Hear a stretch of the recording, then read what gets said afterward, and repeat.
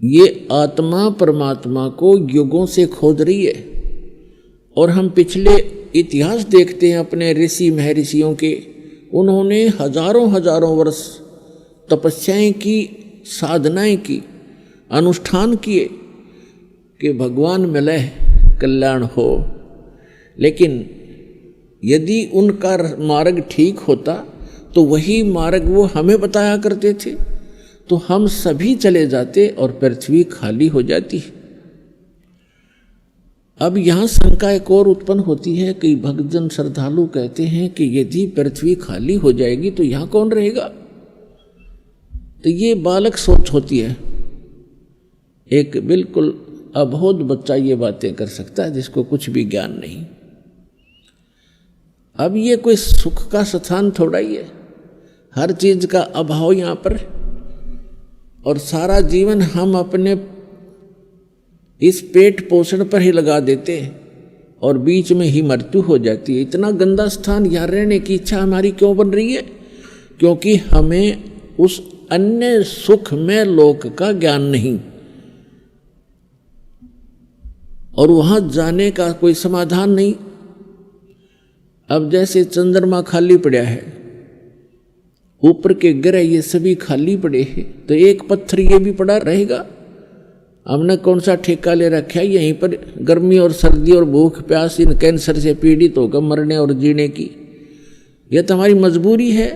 जब हम ऐसे स्थान पर चले जाएंगे जहां हमें शरीर इतना अच्छा मिलेगा, जिसमें कोई रोग नहीं, निरामे मिलेगा। निरामे, आमे माने रोग होता है, निरामे माने निरोग शरीर मिलेगा।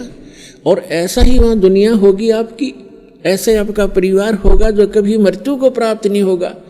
और वहाँ एक ऐसा शिष्टाचार होगा, यहाँ तो कद बहु सास ने गड़न लाग रही है या सास बहु से के सर हो रही है, रोज कोई ना कोई पंगा जी ने बना रहता है जीव के, हम ढीठ होकर जी रहे हैं, कोई विकल्प दिखाई नहीं दे रहा। तो हम ऐसे स्थान पर चले जाएंगे जहाँ कोई दुख नहीं, कोई वृद्धावस्था नहीं। अब कौन वृद्ध होना चाहता है, कौन रोगी होना चाहता है, और सभी हो रहे हैं। कौन मरना चाहता है, और सभी मर रहे हैं। तो ऐसे गंदे लोक में और फिर कोई ये कहे कि ये खाली हो जाएगा, ये तो जितना शीघ्र खाली हो उतना अच्छा। ये रहने का स्थान है, कहीं फ्लड आ रही है, मर गई दुनिया, कहीं पर भूकंप आ गया है, कहीं पर वैसे सूखाग्रस्त, कोई रोग से मर रहा है, कोई किसी तरह करा रहा है। तो ये तो एक बूचड़ खाना है ये पृथ्वी लोक, और ये स्वर्ग लोग यहाँ के, ये कोई स्थान ठीक नहीं है। तो परमात्मा की खोज में हम युगों से लगे हुए हैं, और यदि उन ऋषि महर्षियों का मार्ग सही होता तो हम चले जाते वहाँ पर, हम इस संसार में नहीं रहते। इसका कारण यही रहा कि हमारे सदग्रंथों का भी ज्ञान हमारे धर्मगुरुओं को नहीं था। वर्तमान के अंदर तो बिल्कुल ही बिजली गिर गई है, और विशेषकर इस हिंदू धर्म में तो कमाल कर दिया। जितना भक्ति का इस अध्यात्म मार्ग में जो घोटाला देखा है इस हिंदू धर्म के अंदर, और अन्य धर्मों में नहीं देखने को मिलता। अन्य धर्मों के धर्मी जैसे कोई कुरान शरीफ का मानने वाला है, कम से कम कुरान शरीफ को आधार तो मान रहा है, और उसके अनुसार जैसा भी उनकी परंपरा वो एक ही तरह की भक्ति करे। इसी प्रकार ईसाई धर्म में देख ले, मुसलमान इसमें सिख धर्म में देख लो, और हिंदू धर्म में देख ले, जितने गुरु उतनी ही पूजा, जितने जो ज्ञान है उतने ही देवता।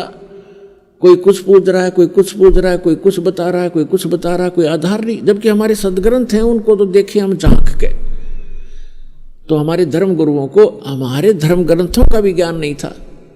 इस कारण से हमारे उन अनमोल रत्न, जो अनमोल खजाना हमारे ही घर में छुपा पड़ा था, ये हमारे धर्मगुरु उसको हमारे सामने रख नहीं सके, जिस कारण से हम गरीब से गरीब होते चले गए। हम आध्यात्मिक गरीब हो गए, निर्धन हो गए। कबीर साहब कहते हैं, कबीर सब जग निर्धना और धनवंता ना कोई, धनवंता सो जानिए जिस पर राम नाम धन होए। तो हमारे पास राम नाम धन नहीं रहा, जिस कारण से हम भिखारी बन गए। तो पुण्यात्मा, अब हमने फिर धन, राम नाम के धन को पुनः संग्रहित करना है शास्त्र अनुकूल साधना करके।